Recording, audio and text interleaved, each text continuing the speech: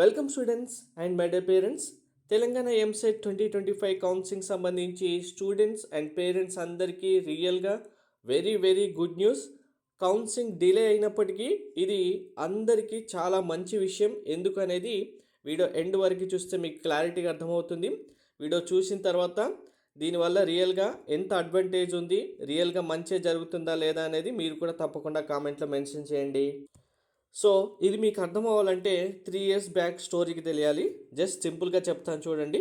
మనకు 3 years back ఫీజులు కాలేజెస్కి పెంచిన ఫీజులు ఎంత అనేది చెప్పకుండా కౌన్సిలింగ్ కండక్ట్ చేయడం వల్ల డైరెక్ట్గా కాలేజెస్ కోర్టుకు వెళ్ళి మళ్ళీ ఆర్డర్ తెచ్చుకొని ఫీజులు ఏవైతే పెంచారో పెంచిన ఫీజులన్నీ సెకండ్ ఇయర్లో డైరెక్ట్గా మీరు ఫస్ట్ ఇయర్ ఫీజులు కూడా పే చేయాలని చెప్పి కాలేజెస్ వాళ్ళు ఫీజులన్నీ తీసుకోవడం జరిగింది. దీనివల్ల స్టూడెంట్స్ పేరెంట్స్ చాలా ఇబ్బంది పడ్డారు. అంటే ఒక్కసారి ఫీ పెంచారంటే 4 ఇయర్స్కి పే చేయాల్సిందే.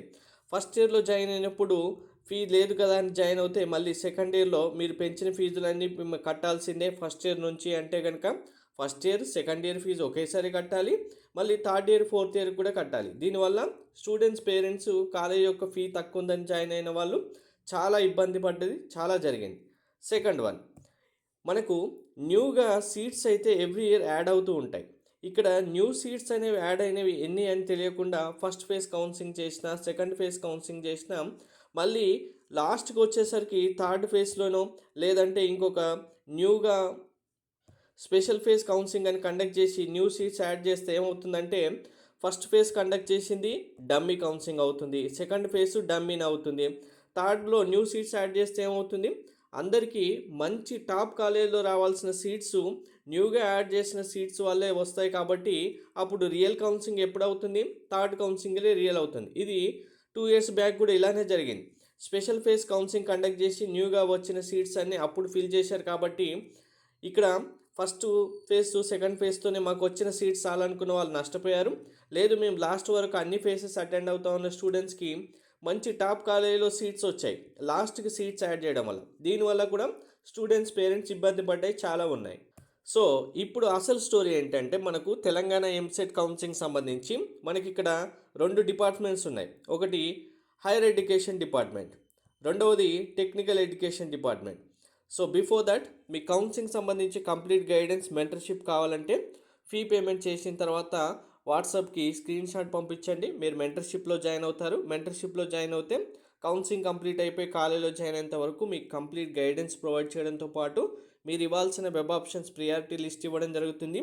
అండ్ న్యూగా యాడ్ చేసే సీట్స్కి సంబంధించి మీకు ఏ వెబ్సైట్లో కూడా ఇన్ఫర్మేషన్ అయితే ఉండదు.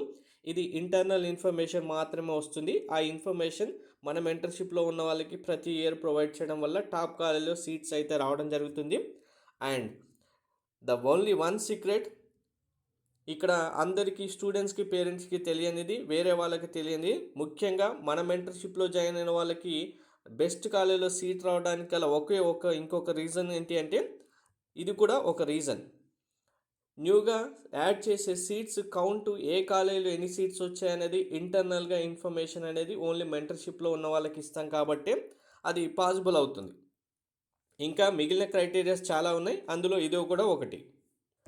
సో ఇప్పుడు అసలు స్టోరీ విషయానికి వస్తే హైయర్ ఎడ్యుకేషన్ డిపార్ట్మెంటు ఇంకా ఫీజులు పెంచకపోయినా పర్లేదు, పెంచకపోయినా డైరెక్ట్గా కౌన్సిలింగ్ కండక్ట్ చేద్దాం. కానీ కౌన్సిలింగ్ కండక్ట్ చేసే టైంలో ఏం చెప్దాం అనుకున్నారంటే ఇక్కడ క్లియర్గా ఒకసారి చూడండి. ఇది ఎంతవరకు కరెక్ట్ అనేది హైయర్ ఎడ్యుకేషన్ డిపార్ట్మెంట్ అనుకుంటుంది అనేది ప్రతి ఒక్కరు ఆలోచించండి.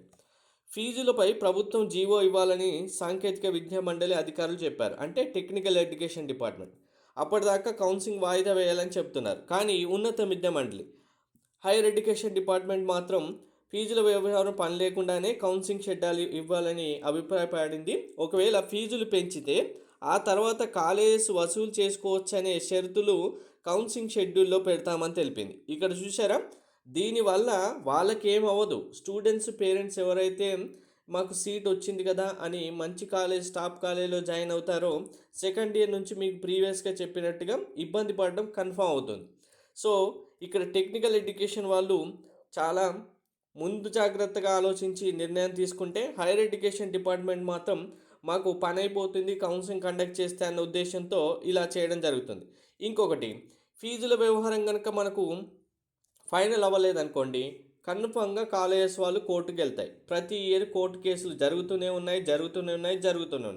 సో, ఇప్పుడు గనక జీవో ఇవ్వకుండా కౌన్సెలింగ్ కండక్ట్ చేస్తే నిబంధనలకు విరుద్ధమని సాంకేతిక విద్యా మండలి, టెక్నికల్ ఎడ్యుకేషన్ డిపార్ట్మెంట్ చెప్తుంది. అలాగే న్యూగా కాలేజ్ సంబంధించి పర్మిషను, న్యూ సీట్స్‌కి సంబంధించి పర్మిషన్ ఇవ్వడానికి టెక్నికల్ ఎడ్యుకేషన్ డిపార్ట్మెంట్ వాళ్ళు ఒక కమిటీని అయితే వేశారు. ఈ కమిటీకి సంబంధించి ఫైనల్ డిసిషన్ ఈ మంత్ ఎండ్ వరకు వస్తుంది. అప్పటి వరకు న్యూ సీట్స్ ఎన్ని ఉన్నాయని చెప్పకుండా తెలియడం జరగదు. అంటే కనుక మళ్ళీ హైయర్ ఎడ్యుకేషన్ డిపార్ట్మెంట్ ఏమంటుందంటే, న్యూగా సీట్స్ పెరిగితే సెకండ్ ఫేజ్లోనో థర్డ్ ఫేజ్లోనే యాడ్ చేస్తాంలేండి, అప్పటి వరకు కౌన్సిలింగ్ కండక్ట్ చేస్తే అయిపోతుందని చెప్తున్నారు. అలా థర్డ్ ఫేజ్ వరకు మళ్ళీ న్యూ సీట్స్ యాడ్ చేస్తే సెకండ్ ఫేజ్కి ఏమవుతుంది, మీకు ప్రీవియస్గా చెప్పాను కదా, అది జరగబోయేది. సో ఇక్కడ హైయర్ ఎడ్యుకేషన్ డిపార్ట్మెంట్ వాళ్ళు జస్ట్ మా పని అయిపోతుంది కౌన్సిలింగ్ కండక్ట్ చేస్తాయని చూస్తే, టెక్నికల్ ఎడ్యుకేషన్ డిపార్ట్మెంట్ వాళ్ళు మాత్రం లేదు, ఇలా కుదరదు, స్టూడెంట్స్ పేరెంట్స్కి ఇబ్బందులు అవుతాయనే ఉద్దేశంతో ప్రీవియస్గా ఉన్న ఎక్స్పీరియన్స్తో వాళ్ళు కన్ఫర్మ్గా ఇలాంటి నిర్ణయాలు తీసుకోవడం చాలా మంచిది. మనకు లేట్ అయినా మంచిదే, కానీ ఫీజ్ స్ట్రక్చర్ తెలియకుండా కాలేజీలో జాయిన్ అయ్యి ఇబ్బంది పడడం, న్యూగా సీట్స్ ఎన్ని వస్తున్నాయని తెలియకుండా కౌన్సిలింగ్ కండక్ట్ చేసి ముందు జరిగిన కౌన్సిలింగ్ అన్ని డమ్మీ కౌన్సిలింగ్ లాగా చేయడం చాలా వేస్ట్ ప్రాసెస్ అవుతుంది. సో మొత్తానికి కౌన్సిలింగ్ ఎంత డిలే అయినా మనకు కరెక్ట్గా ఫీజులు పెంచినవి ఎన్ని అని ఇన్ఫర్మేషన్ ఇచ్చి, న్యూగా ఎన్ని సీట్స్ యాడ్ అవుతున్నాయి అనేది క్లియర్గా ఇచ్చేసి అప్పుడు కౌన్సిలింగ్ కండక్ట్ చేస్తే అందరు స్టూడెంట్స్ అండ్ పేరెంట్స్కి చాలా యూజ్ఫుల్ అవుతుంది.